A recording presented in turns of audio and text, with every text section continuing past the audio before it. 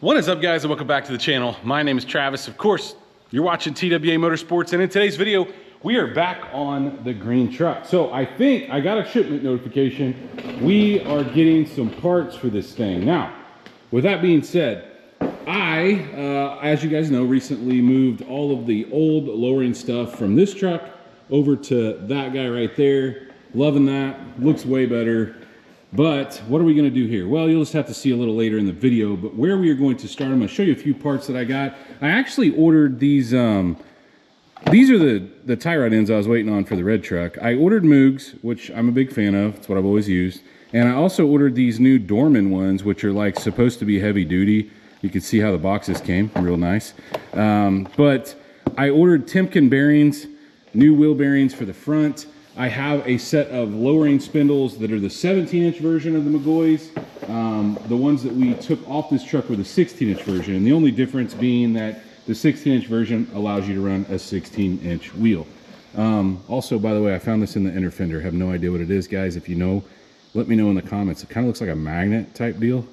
It's like right here when I took the inner fender off. But we've got some cleaning to do. I want to clean all this area up really nice, and I want to paint it with some POR 15. Now, I'm not going to get crazy. I'm not going to try to get, I'll probably get a little on the brake lines. Not a show truck by any means, but I just want it to look nice. So I'm going to take a little bit of time off camera here, and I guess you probably would help if you had a little light here, wouldn't it? I'm going to take a little bit of time off camera here. I'm just going to scrub this with some simple green.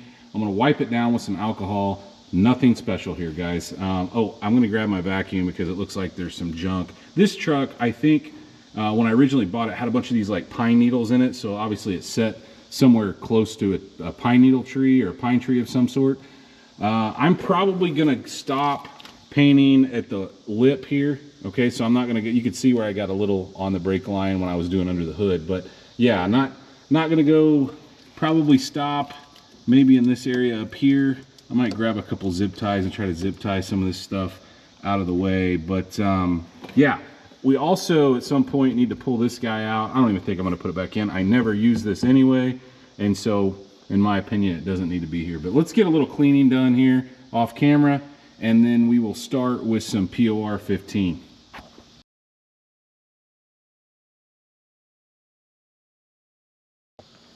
Been a little bit since I started pulling the suspension off this, and there's more coming off, to be honest with you. You guys last saw me paint, or maybe you didn't see me paint. I don't think I showed you that, but I painted the frame rails, made them look all nice, and I had an issue with my shop truck, my red NBS Bubble Eye shop truck.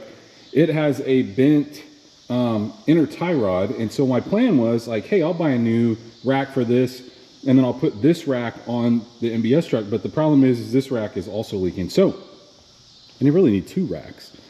But anyway, we've got another rack here from Rock Auto in this box. It's made by Edelman. It's new. It's not a reconditioned one. I never have any luck with those.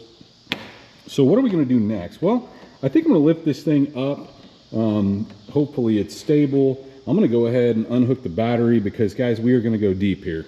When I say deep, deep. I have some parts coming in that I may or may not show you towards the middle or end of this video. But I need to get this guy unhooked first. I'm going to go ahead and pull the intake off. I'm going to start piling some stuff in the bed at this point. Got the battery unhooked. I'm actually going to start under here. So here's where we're going to start. I'm going to get the exhaust loose. You can see a spot where it was rubbing the floor. Anyway, we're going to do something there. And you're probably thinking, holy crap, that's a really bad way to run your brake lines, right? You're going to ruin them. I'm going to be replacing them, so it doesn't really matter. I'm going to grab, I think these are 15 millimeters. I'm going to bust this Y pipe loose and hopefully get it out of here. I don't remember. I feel like the trans cross member, maybe because this is a 4L80, it may work. I think it does, getting that out without having to knock the cross member down. But that's what my next plan is we are going to loosen this, get the Y pipe completely out of the way, because where we're going, we are not going to need that Y pipe. So let's start by getting these guys loose, see if we can get the Y pipe out, and then I think we'll move to the headers next. Well, I took that catback piece off and got the Y pipe off, but or not the Y pipe, but the extension piece that goes here. And I need to clean this up. This is like a dirt, or I don't know what it is, but I'd like to clean that up at some point. But there is no way to get this back any further. So I'm gonna have to put something under the transmission, loosen up this bracket. I think these are 18 millimeter. I think that's a 15. We'll just drop it down enough to get this Y pipe out of place for now, and then we'll loosely put these back into place. We're gonna have to do some work on, for what I'm doing on the fuel tank, but I think we're gonna be taking off the bed to do some other stuff at some point. But for now, let's go grab the screw jack and probably a board, get this supported, and then we'll get this Y pipe completely out of the way. Went ahead and unplugged the O2 sensors, got those out, got the trans cross member back in. I'm leaving it loose for now, but I'm gonna go ahead, I think, and lower this thing down, trying to keep me, look, I'm gonna be replacing the brake lines. So that's why I don't really care that they're dangling right now, but I don't want them to like hit the ground really hard. So I'll try to keep something under it. I need to do some cleaning here. You can see where I painted the frame and how gross it looks. We got some more painting to do anyway, but I think the next thing I'm going to tackle is we're going to try to get, I'm going to let it down far enough where I can get the plug wires off. And once I do that, then I'm going to see if I can just come through the fender here and get the header loose. That way I got a hand down here in order to catch them when they come out. After a little work, we got those guys off. I don't remember ever having to pull the steering column loose to get those out, but I guess I did. So on this side, I had to take this 15 millimeter out. Let's get you a little more light here. 15 millimeter had to come out, and that thing had to swing over in order to get that out. I don't remember if I dropped that in before I put the motor in. I don't know. I don't think so. But anyway, I'm going to be selling those. Listing those actually tonight, and we will continue the progress. I think the next thing I want to take out is the grill, because we're going to need that out of the way. These grills in these trucks are one of the easiest things in the world to take out. But next, I think I'm going to go ahead and take the intake off and get ready to take the fans out. For sure got to get the intake off. So I'm going to get the whole box out. So the box, we can go ahead and get this guy unplugged and set it over there. I think there's a plug on the bottom of this. Let's get a flat blade screwdriver and get this thing out of place. Now that we got the intake and the box out of the way, look at all this room this frees up in here. It's crazy how much room these trucks have for fun stuff. Anyway, let's reach down here and see if we can unplug these fans, which we should be able to. Oh, there's a lock. I just pulled the lock completely off. Generally, it just slides back, so we'll put that back on there. We'll get both these fans unplugged, undo some of these clips, both top and bottom. We'll see if we can slide these fans out. As much as I really don't want to, I'm going to go ahead and release. I put a new radiator in this, a new GM radiator, and they took the plug out from the passenger, or from the driver's side down here. So normally there would be like a petcock right here. We don't have that. So the only way to get the coolant out of this thing is to either suck it out or drop that lower radiator hose and let it just go crazy. I hate this method, but I'm going to put a couple blocks under there. I'm going to let this drain overnight. I'm going to try to catch as much as I can. It's going to be tough, but yeah, we're just going to have to do it. Loosen this bottom radiator clamp or hose clamp and get something to catch it. I think the next thing I'm going to attempt to do is get the AC condenser out, because guys, I never did replace this. I always do this when I'm building an engine or putting something together. I generally use all new parts, new alternator, new water pump, new balance or tensioner pulley, new belts. I cheaped out and decided to use the old AC unit, and that has bit me because the AC unit's bad. So instead of, I did replace this guy, but I think I'm going to be doing that again. We'll just have to see. But I need to get this loose. There's nothing in it. It's been leaking for a while. I should have done this before, but we have a new replacement en route.